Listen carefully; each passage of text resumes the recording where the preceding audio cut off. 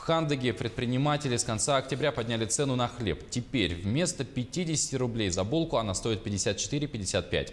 Только 2 пекарням удается сдерживать цену, но насколько долго им это удастся, неизвестно. Наши корреспонденты расскажут подробнее. Хандыгский хлебозавод является муниципальным предприятием, и за счет дотаций из местного бюджета ему все еще удается удерживаться на плаву. А вот частному предпринимателю Наталье Хаджеевой приходится намного сложнее, ведь затраты с каждым днем покрывать все труднее. На сегодня у нас существуют социально значимые товары из 12 наименований, и в том числе хлеб. Вчера администрацией района проведено совещание с приглашением хлебопеков на предмет того, что недопущение резкого скачка цены на хлеб и хлебобулочных изделий.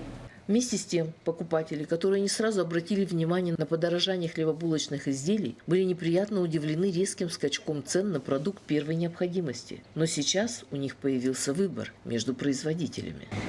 Люди очень недовольны подорожанием хлеба, так как хлеб поднялся с 50 на 54. Это, конечно, для малоимущих это очень дорого, и для пенсионеров это очень накладно.